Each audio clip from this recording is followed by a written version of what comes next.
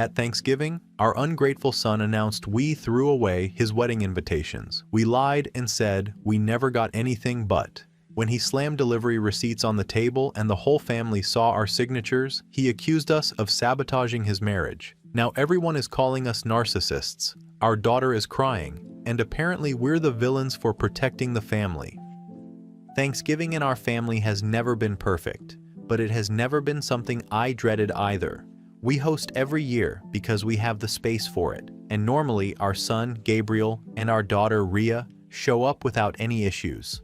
This year was different the minute they walked in. Gabriel barely greeted us, and his fiancée, Marissa, stood right behind him like she was waiting for something to go wrong.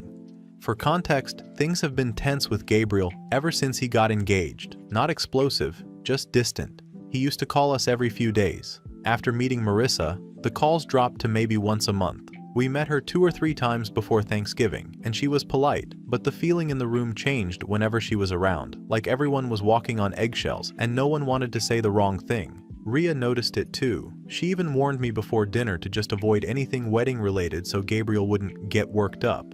The afternoon went along as normal at first. Some small talk, food in the oven, football on TV, but Gabriel kept looking at my spouse in a way that wasn't normal irritation. He was waiting for something. I didn't think much of it until we all sat down to eat, and he immediately put his fork down without touching anything. Then he said we had crossed a line and that he wasn't going to pretend nothing happened. I still didn't know what he was talking about. He said we threw away his wedding invitations. The room went silent. My spouse told him we never got any invitations, which I believed because I never saw anything arrive. I thought this was going to be one of those dramatic misunderstandings people laugh about later. Instead, Gabriel pulled out a stack of printed delivery notifications and laid them on the table. Right there, in front of the entire family, were receipts with our address, the delivery dates, and a signature that matched my spouse's handwriting exactly. It felt like the whole table shifted. Even Rhea looked stunned. Marissa was already crying before I processed what I was seeing. My spouse insisted the signature didn't look real, which only made everyone stare harder. Gabriel said we had been trying to sabotage his marriage from the beginning and that we never respected his relationship. He said this was just the proof. I couldn't even get a word in. His voice kept getting louder while mine stayed stuck somewhere in my throat.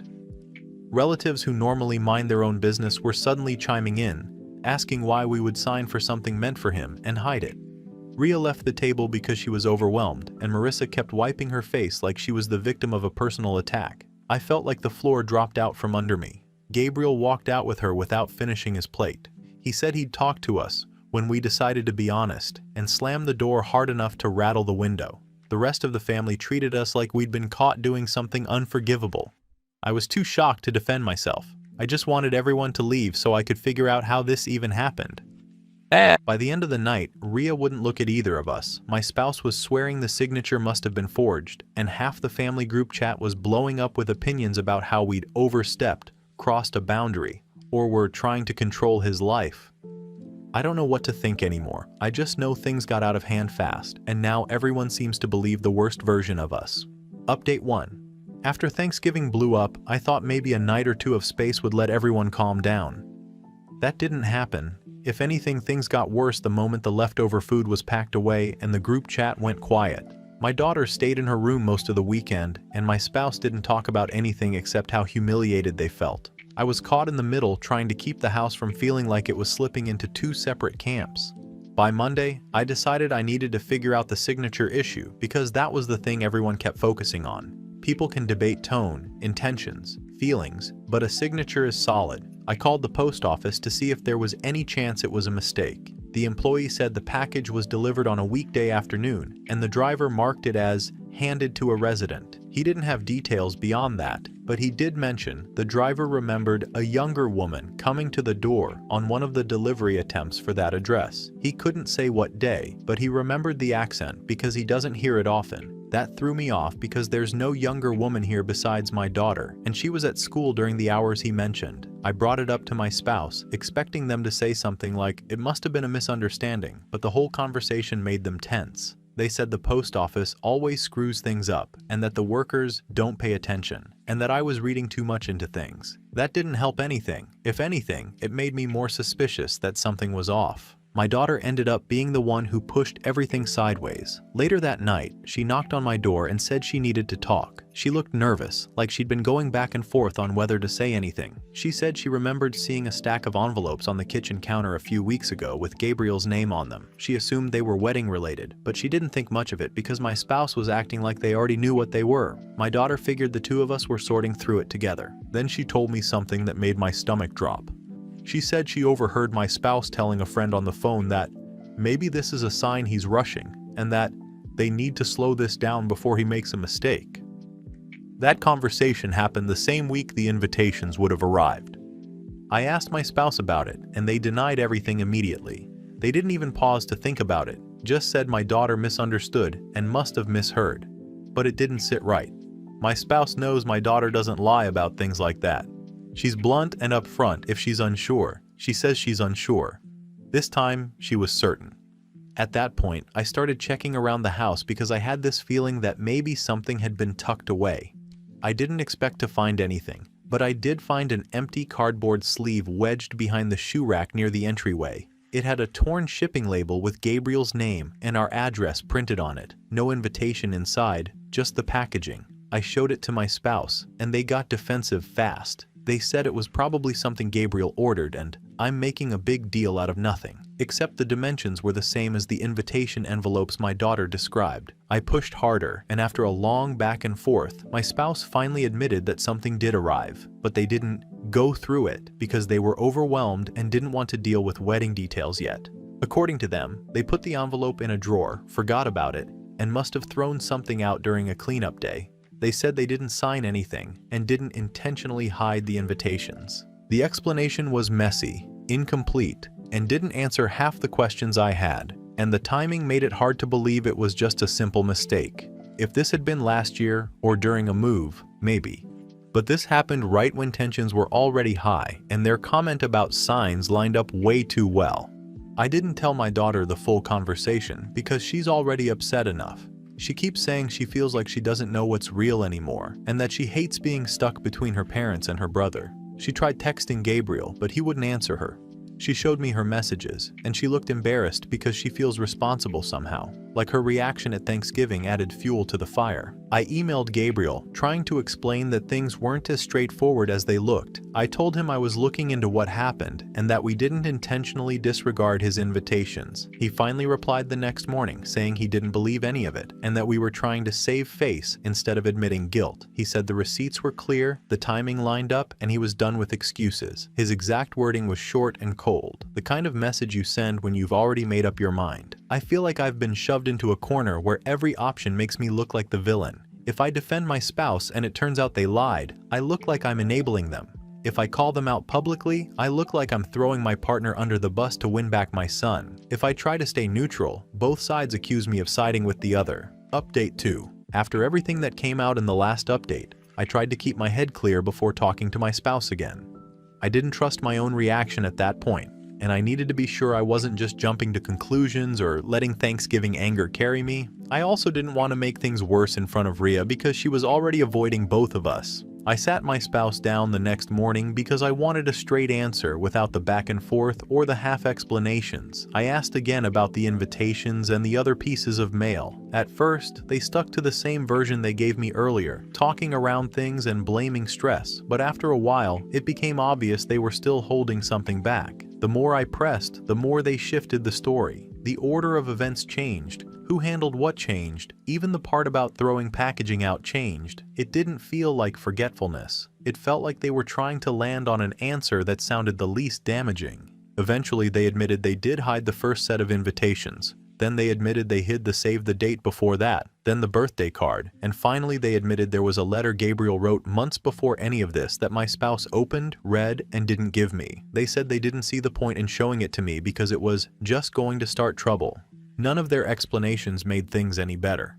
They said they felt like Gabriel was slipping away, that Marissa's family didn't like us, and that they were trying to keep the peace by controlling what came into the house. They framed it like they were trying to protect us from being hurt, but it didn't feel protective. It felt controlling, and the more they talked, the worse it sounded. They tried to justify hiding things by saying they didn't trust Marissa's family, and they didn't think Gabriel should be marrying into something unstable. I understood being worried about your kid, but this went far past worry. It hit me that for months I'd been arguing with Gabriel, questioning his reactions, defending my spouse without knowing the full story, and making myself look like I didn't want to take responsibility, all while my spouse was filtering what I saw and heard. I didn't like realizing I'd been used to reinforce their version of things. Right when all this was going on, Gabriel sent a long message that pretty much confirmed the worst-case scenario. He said he didn't want anything to do with either of us for now. He said he was done trying to have a relationship where he felt shut out or dismissed. He said Rhea told him about overhearing my spouse calling the invitations a bad sign. He said he didn't believe the signature was forged anymore because everything lined up once he heard Rhea's side. And then he told us we were uninvited from the wedding, not suspended, not "we'll talk later," fully uninvited. I wasn't surprised he was angry, but the tone of the message made it clear he wasn't leaving room for any conversation right now. He said he needed distance from all of us, including me, and it didn't matter who knew what or when. In his mind, we were a unit. If my spouse did it, then I let it happen. That was the part that stuck. Even if I didn't know about the hidden mail, I still spent months blaming his reactions on Marissa, rolling my eyes at what I thought were exaggerations, and brushing off things he clearly found important. I showed the message to my spouse, and they reacted by blaming Rhea for talking to him, then blaming me for confronting them, then blaming Marissa for influencing him. They didn't show any real accountability, just defensiveness and excuses. Their focus wasn't on what they did, it was on who told Gabriel and how to repair the image, not the damage. It made me realize we weren't on the same page about any of this. Rhea didn't stay long after that. She packed a bag and went to stay with a friend I've known since she was little. She said she didn't want to be in the middle and didn't want to watch my spouse pretend nothing was wrong. She wasn't angry at me, but she was disappointed. She said she felt embarrassed for even being there at Thanksgiving when everything blew up. She didn't want to be dragged into another round of arguments where the truth kept shifting. With Rhea gone, the house felt incredibly quiet. My spouse kept acting like things were being blown out of proportion and that I was taking Gabriel's side, but I wasn't taking anyone's side. I just didn't like being lied to repeatedly and then expected to help cover it up because it was easier than admitting the whole thing was unnecessary and preventable. I don't know how long Gabriel plans to stay no contact, and I don't know what Rhea will do once she cools off. Update 3. So after my spouse admitted to intercepting mail from Gabriel, not only the wedding invitations but older things too, I thought I had the full story. I thought it was just about the wedding and some ridiculous grudge they had against Marissa's parents. Turns out I barely knew the half of it. The first blow landed when Rhea came home. She had been staying with her friend after everything exploded. When she walked in, she looked like she hadn't slept more than a few hours in days. She didn't come in yelling or crying, she was just tired. She said she needed to tell me something she'd been holding on to for a long time because everything happening now felt too familiar to her. She told me that years ago, long before college, long before any engagement, long before any of this, Gabriel told her that my spouse used to intercept mail from his biological mother. I'm not getting into the weeds about that situation, because it's personal and doesn't change the point, but there was a period where Gabriel tried to reach out. There were letters. He kept asking why no one was writing him back, or why nothing was coming. And according to him, my spouse always had an excuse ready. It must have gotten lost. Probably a mix-up.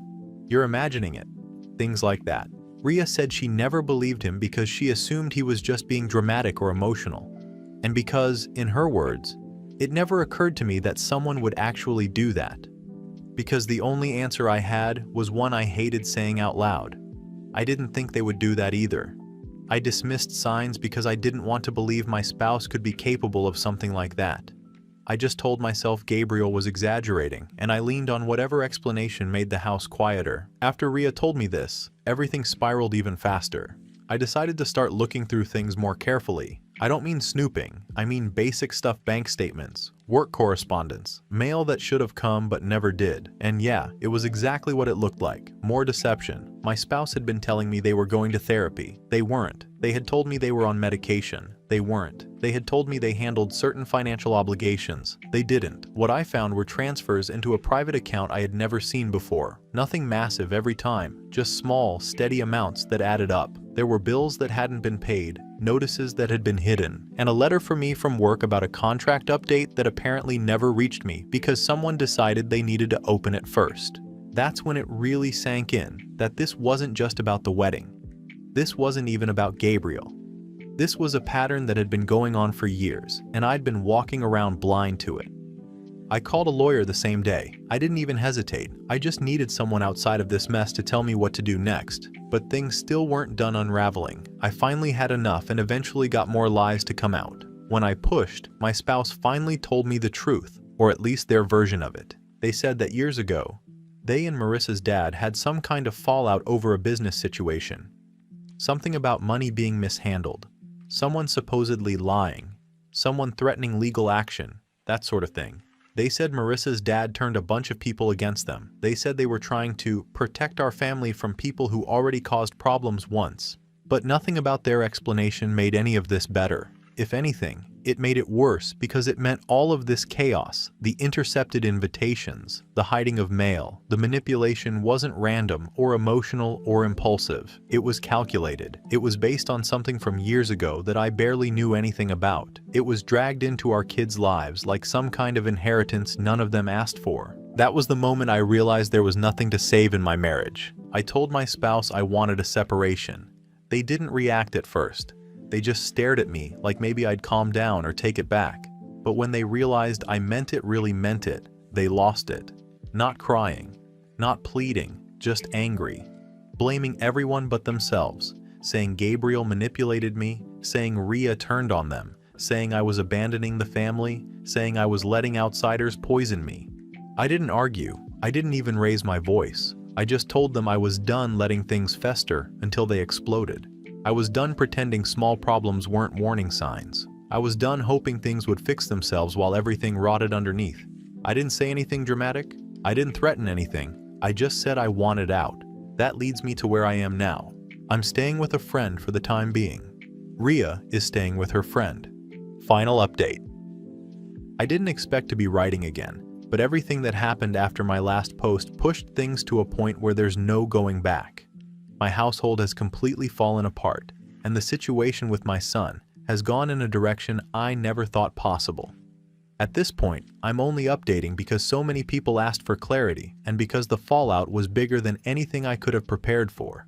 I reached out to Gabriel and asked to meet. He agreed, but it was very obvious he didn't want to. He showed up, but there wasn't any warmth or anything familiar. He looked tired, guarded, and like he had already made up his mind about how things with me were going to end. I gave him the facts about the mail, about the invitations, about everything my spouse hid. I made it clear I didn't know about any of it until it was too late. He said he understood, but the damage wasn't just about the invitations. He said he was tired of feeling like he was the one holding everything together. He said he felt dismissed growing up, especially compared to Ria. He said he had been trying for years to tell me that something wasn't right in the house, and I always sided with my spouse or brushed it off. I just apologized. I told him I didn't see things clearly until recently, and I understood that he needed space. He said he still wasn't going to invite me to the wedding. He said he wasn't ready to have me involved in anything new in his life. I didn't fight him on it. The wedding happened last week. I didn't go. I wasn't invited. Ria went and said it was beautiful, and that Gabriel looked genuinely happy. I cried when she sent me the picture she took on her phone. It's a strange feeling being proud and heartbroken at the same time. I'm glad he wasn't looking over his shoulder waiting for me to cause a scene or waiting for my spouse to start something. He deserved a peaceful day. Meanwhile, things with my spouse got worse. I filed for divorce. The lawyer I hired told me outright that the things my spouse did with the mail were absolutely illegal. There were financial irregularities too. Bank accounts I didn't know about. Money moved without explanation. Things signed under my name that I never authorized. It was a mess. My spouse tried to play the victim and insisted I was abandoning the family. But considering everything they kept from me, I don't feel the slightest bit guilty. I realized that while I wasn't actively trying to cause problems, I spent years overlooking things that were right in front of me. I thought I was choosing peace. Really, I was choosing to avoid conflict, and that avoidance cost me more than I expected.